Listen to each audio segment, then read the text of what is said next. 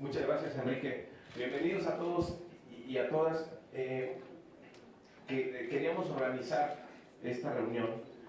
Estábamos buscando algún lugar en donde poder organizarla y de manera circunstancial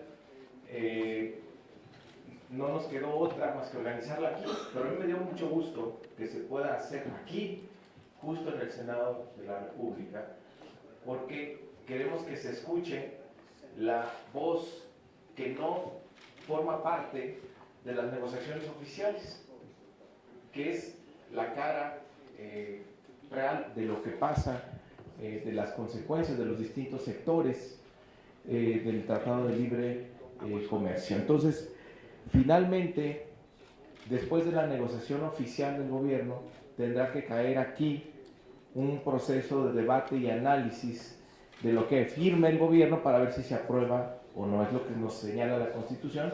Por eso qué bueno que desde hoy empecemos a tener estas reuniones y escuchar, tener un escenario mucho más plural de lo que tiene el gobierno en su negociación. Entonces, primero que nada, quiero darle la bienvenida a quienes hoy nos hacen el honor de acompañarnos, a Alberto Arroyo, a Jerry Díaz de Canadá, bienvenido, Beatriz Cortés, a Ivette González, que forman parte del panel que va a arrancar a continuación. Y yo simplemente quisiera comentarles, su servidor ha sido parte de una pequeña comisión que se formó aquí en el Senado para darle seguimiento a las renegociaciones del Tratado de Libre Comercio. Es público que nos reunimos con el secretario de Economía una vez que terminan cada una de las negociaciones y bueno, se nos informa de los avances que se van teniendo, pero no formamos, el Senado no forma parte de la comisión que está haciendo esta renegociación. Hasta que termine la negociación del gobierno, entonces entrará la tarea del Senado como lo marca la Constitución. Pero nosotros hemos estado insistiendo en que estamos en una negociación, no como resultado de una reflexión de los tres países, después de 23 años, y tener muy claros los balances de dónde estamos, qué se quería lograr y dónde estamos en todos y cada uno de los sectores. Cuando menos en México no tenemos un diagnóstico claro de cuál es el resultado de 23 años de Tratado de Libre Comercio en los distintos sectores, cuáles son nuestras fortalezas, cuáles son nuestras debilidades, cuál debería ser la agenda de México en esta negociación. Parece que entramos así, sin ningún análisis estratégico, y ha sido muy reactiva la posición del gobierno mexicano respecto principalmente de la agenda que señalan los Estados Unidos. Y esto no es una buena noticia, porque no nos permite tener una visión integral de cómo podríamos mejorar, qué tipo de negociación deberíamos tener para mejorar en cada uno de los sectores y que finalmente el impacto del libre comercio en Norteamérica traiga beneficios para nuestra economía.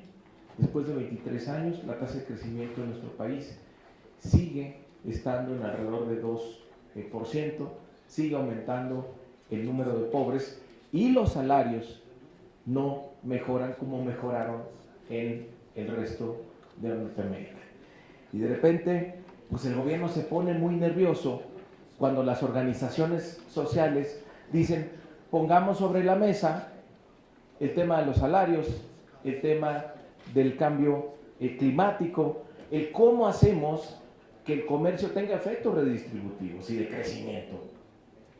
Y entonces el gobierno se pone nervioso y dice: no, esos temas deberían de quedar fuera.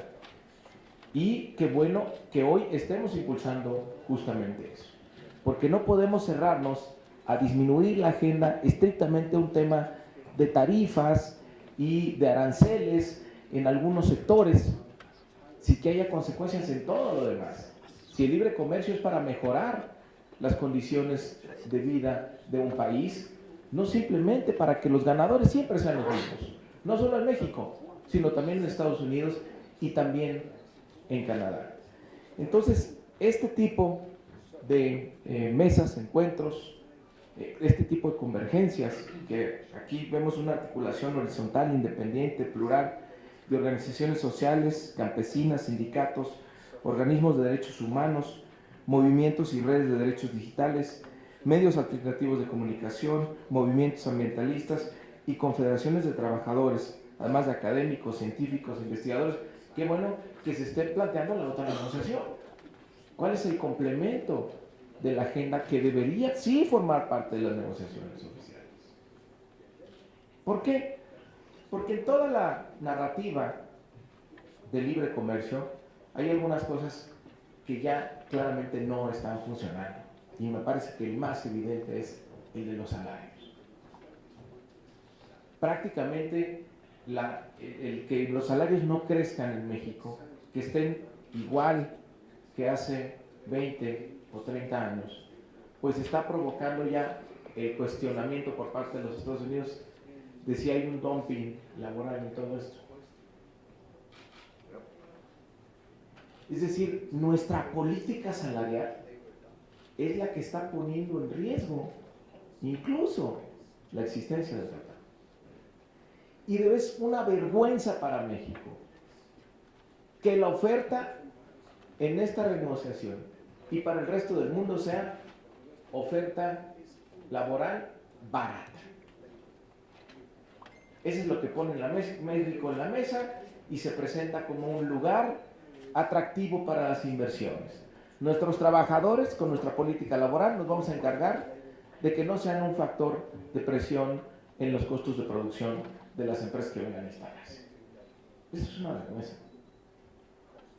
Es insostenible para México.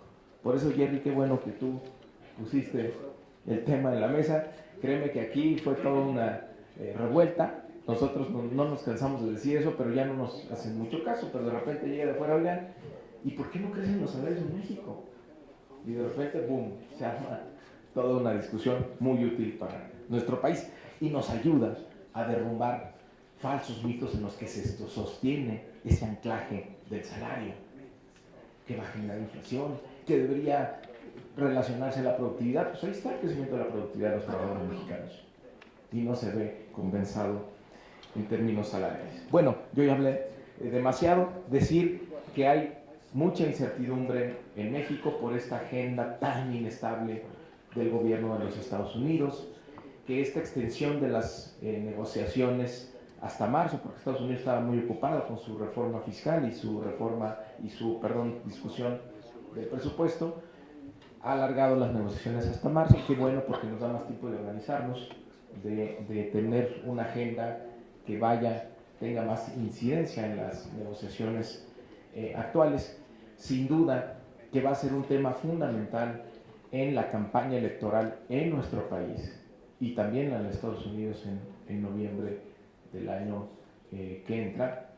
Y creo que tenemos la oportunidad a partir de esta organización y de presionar y presentar análisis y presentar propuestas de que tengamos una negociación más justa para todos los sectores en México, en Estados Unidos y en Canadá, y que no ganen siempre los mismos, que no sean los ganadores de siempre, y que cambiemos esta tendencia que tenemos en Norteamérica y en México, pues una polarización del ingreso, y pues no dar cabida tampoco pues a una agenda que se ve por parte de los Estados Unidos muy agresiva, que puede tener consecuencias para los trabajadores y muchos de los sectores en Estados Unidos, en Canadá, pero sobre todo en nuestro país.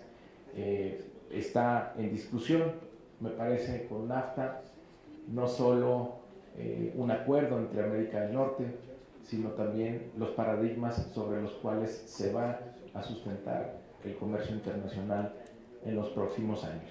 Esperemos que el bienestar de los trabajadores, que el medio ambiente, que los derechos de la mujer sean parte fundamental y no solo la discusión de las ganancias de los grandes corporativos. Muchas gracias, bienvenidos a todos y todas. Reitero, me da mucho gusto que hoy el Senado abra sus puertas para recibir esta discusión. Muchas gracias.